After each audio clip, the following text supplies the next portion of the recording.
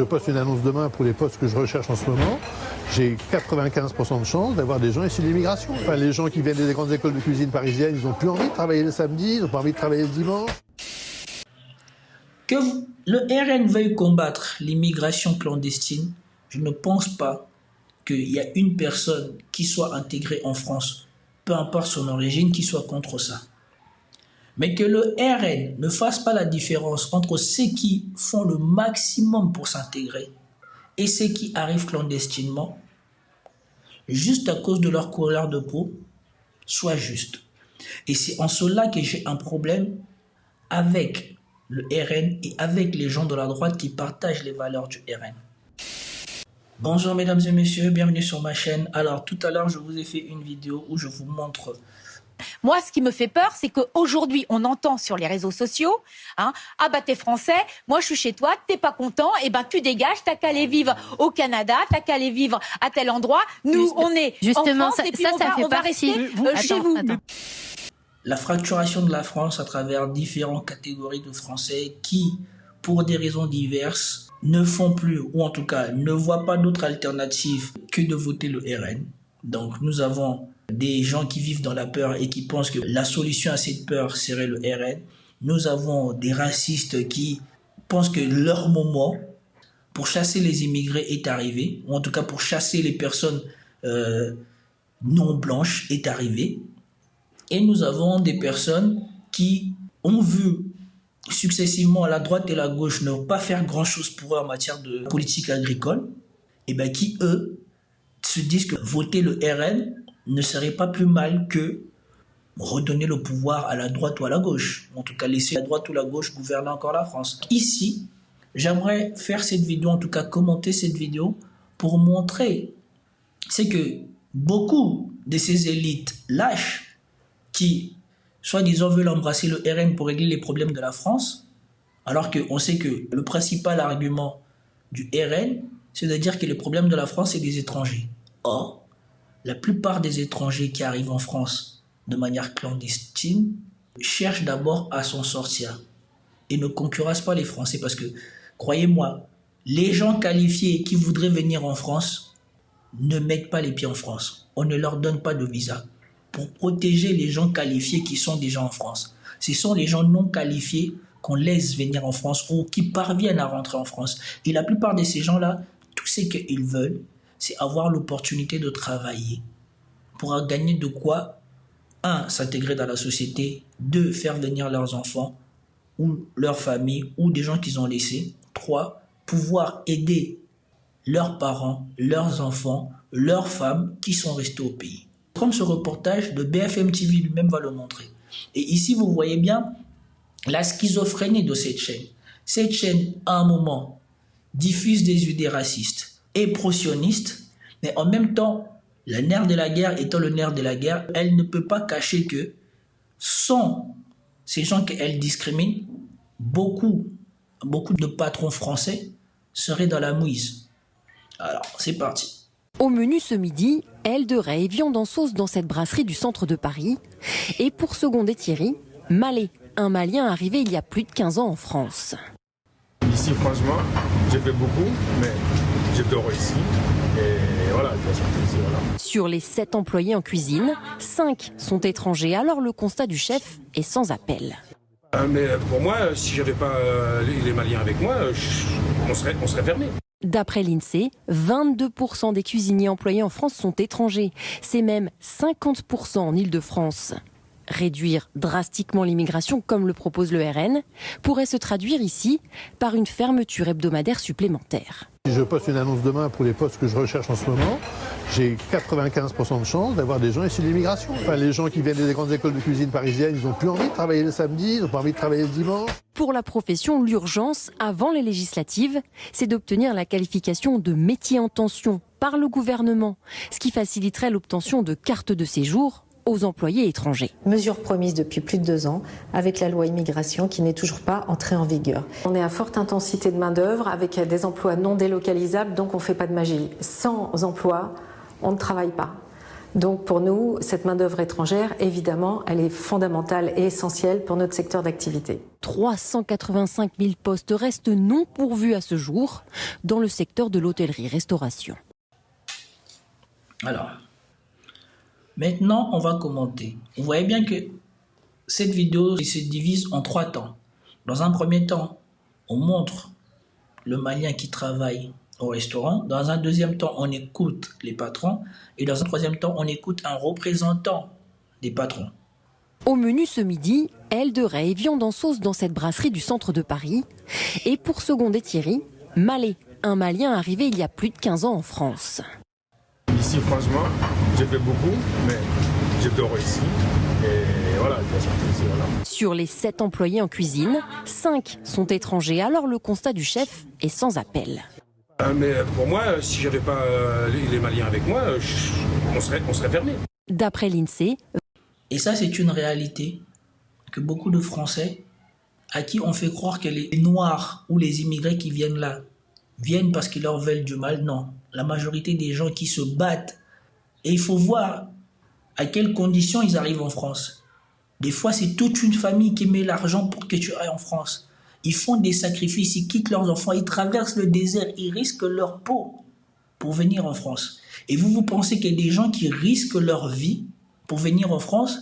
C'est pour arriver aujourd'hui et le lendemain agresser un blanc pour prendre le risque de retourner au pays. Sincèrement. Donc le mec, il hypothèque sa vie pour arriver en France et la première chose à quoi il pense, c'est « je veux agresser un blanc, comme ça je vais retourner dans mon pays ». La majorité des problèmes de sécurité qui se passent en France est due aux difficultés des 3e générations des immigrés qui sont déjà ici à trouver leur place en France.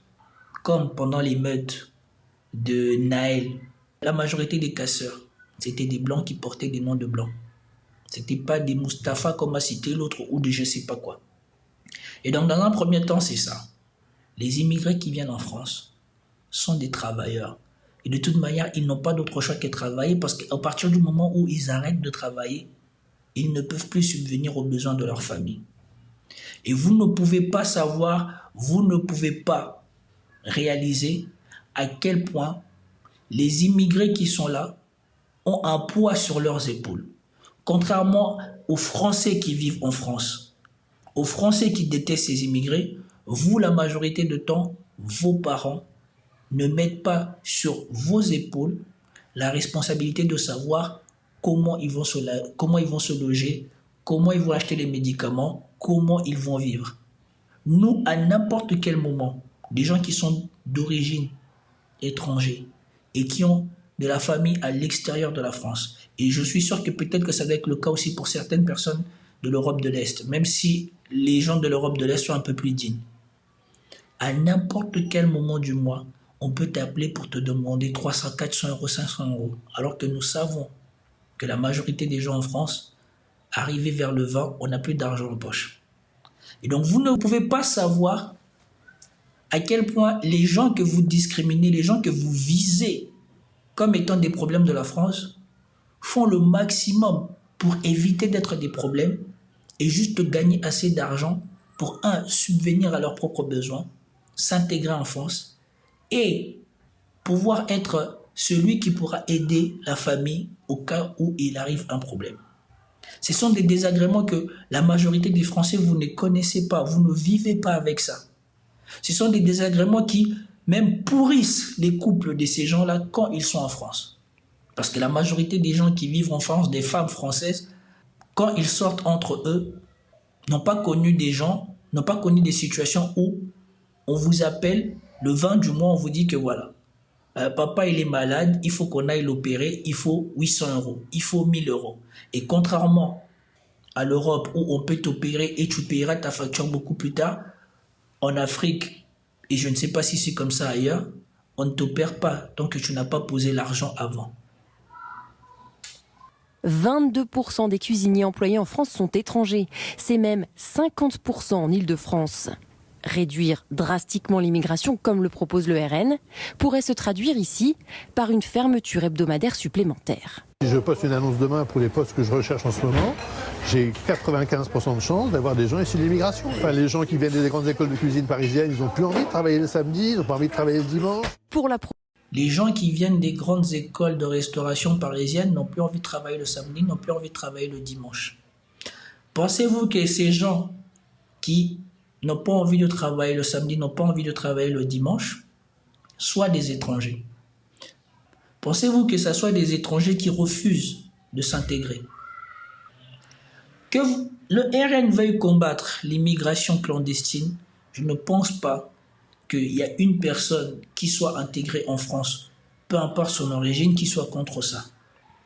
Mais que le RN ne fasse pas la différence entre ceux qui font le maximum pour s'intégrer et ceux qui arrivent clandestinement, juste à cause de leur couleur de peau, soit juste.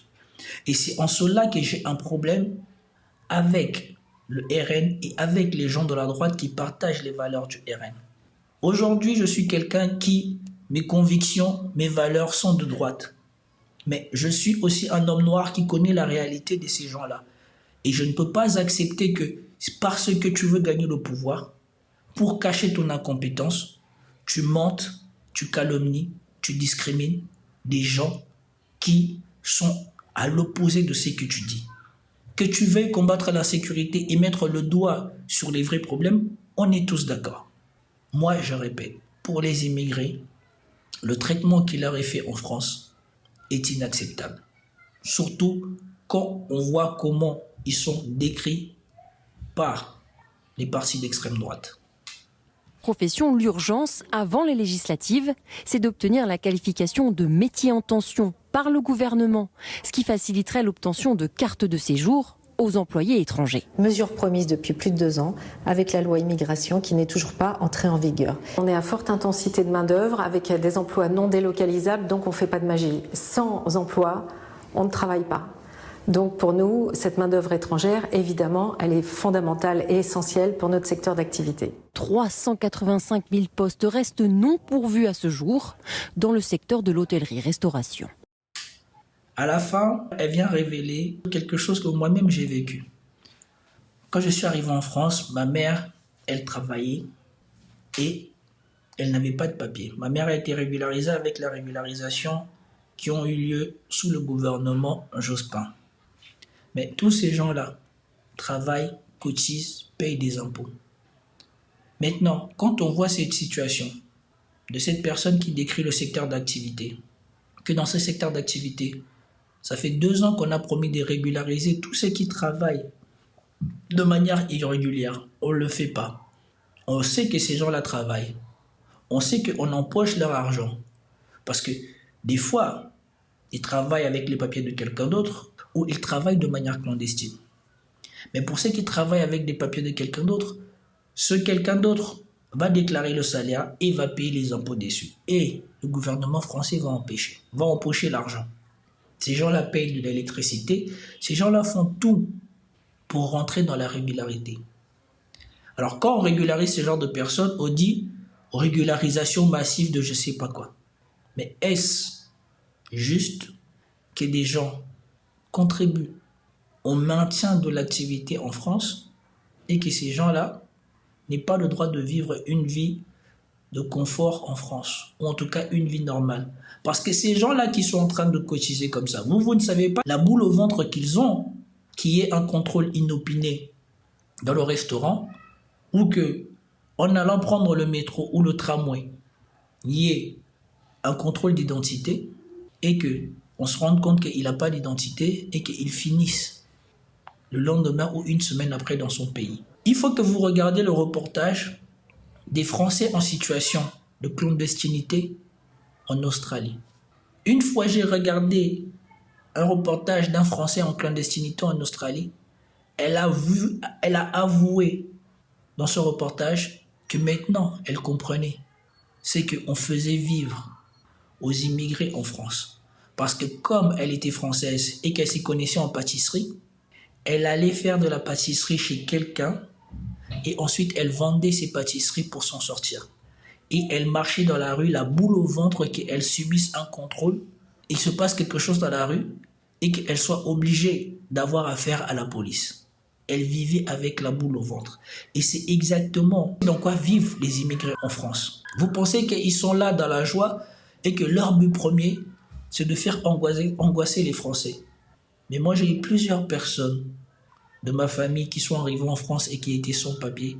Et j'ai connu des sans-papiers. Et quand je suis arrivé, ma mère elle-même, elle était sans papier. Donc, la plupart des gens qui parlent, une fois de plus encore, comme je dis, ces gens sur les plateaux télé et tout ça, ne connaissent rien aux situations qu'ils décrivent. Ils ne connaissent pas c'est quoi vivre dans la vie de ces gens qu'ils calomnient tous les jours sur leur plateau télé. Alors, c'était tout pour cette vidéo. J'espère que vous avez apprécié. Si vous avez apprécié, commentez, likez, partagez. Et je vous dis à la prochaine. Peace out.